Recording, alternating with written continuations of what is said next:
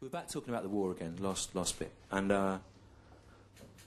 like I say, there's this kind of assumption, I think, from us here in Europe, where we look at, particularly in Britain, where we look at America's hysterical reaction to the 9th of November and we think, well, you know, that wouldn't happen here. We wouldn't do that because we're reasonable, sensible people in Britain. But we don't have to look very far back in our own cultural history to see an example of us losing the plot as a nation. And I'm talking, of course, about the death of Princess Diana, the late Princess of Wales. It was in the news again last summer because of the Princess Diana Memorial Fountain, which you'll remember was a rubbish fountain.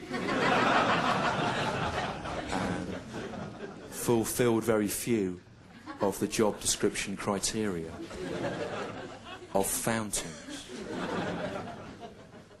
But it's ongoing. It never goes away. I remember when she died.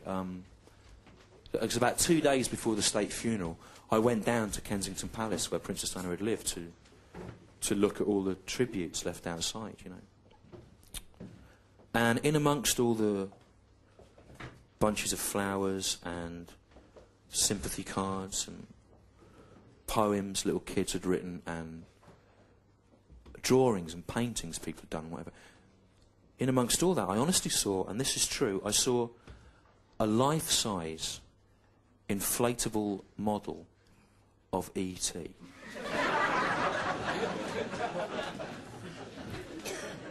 Was honestly there outside Kensington Palace 2 days before the state funeral, and I stood there looking at the inflatable E.T. for some 40 or 50 minutes. And I thought to myself, how did that get there? Who would have thought that that was an appropriate gesture?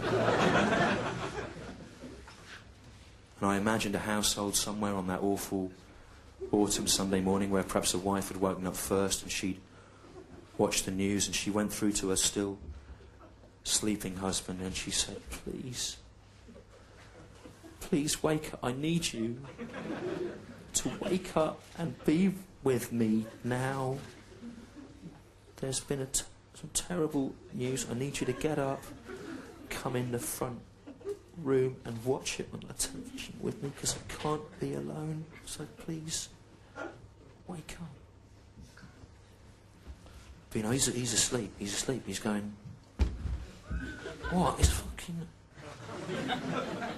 It's 6:30 on a Sunday morning. I am asleep. I know I'm speaking, but I am asleep.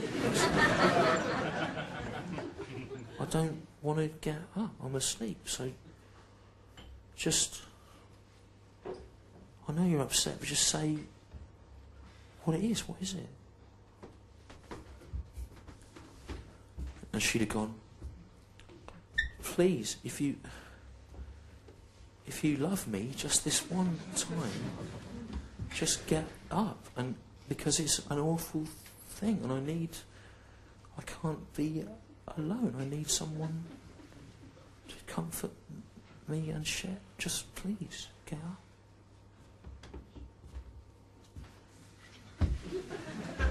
And he'd have gone, look, I was out late last night. I've got to work at 7 tomorrow. This is my one day for sleeping in. I don't want to get up till about 11:30, to be honest. And even then, I'm not going to get dressed. I'm just going to be like in my pants and stuff, just sitting around. I don't know what you. If you were to just say what it is, what is it?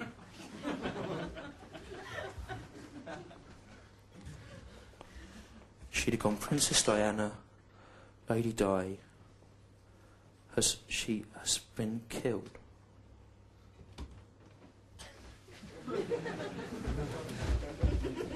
And he'd have gone, no! Not the Queen of Hearts.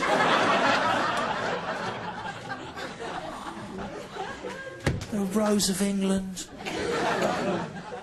Scotland and Wales and bits of Ireland. No! How did it? There's no God! How did it? Why? How did it happen?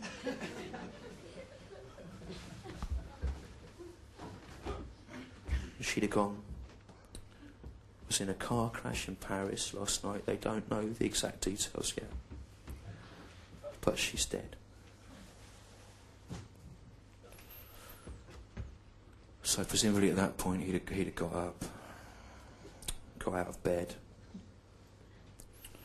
tried to get dressed, you know, and get some kind of grip on his emotions and his feelings. Calm down his grief. And then he'd have said,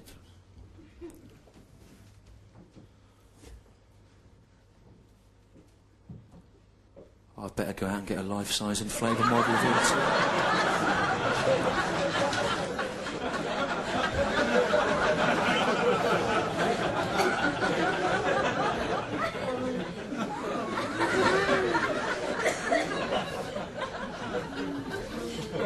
You know, for the gates of our home.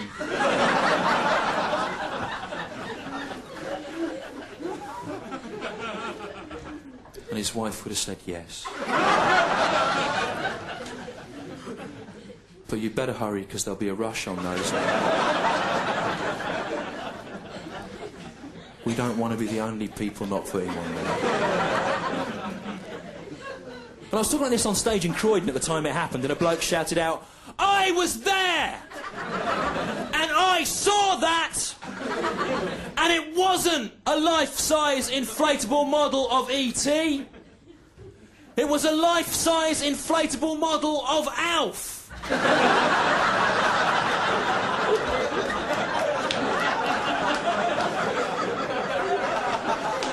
I didn't even know what an Alf was. I had to ask him. He said, "Oh, it's an American kids' TV thing. It's an alien, ALF, alien life form. It's like a cross between a pig and an aardvark from space. And it sometimes wears a nappy, and it says kind of wise-ass things." And he said he'd seen one of those there. I didn't see an Alf outside Kensington Palace before. And I'm not saying there wasn't one there. Maybe there was at some stage, but by the time I arrived, it had got covered up under flowers or carried away on a river of infants' tears. I don't know, I didn't see it. It never goes away. It's back in the news now. The Princess Diana Memorial Fountain. Last year, people going, "Oh, it's great. It's what she would have wanted. It's a place where families can hang out, children can play. It's what Princess Diana would have wanted." It isn't. What Princess Diana would have wanted would be to have not been killed. And then in death, not to have become the unwitting receptacle for the hysterical, over-emotional, shrieking grief of twats. That's what she would have wanted.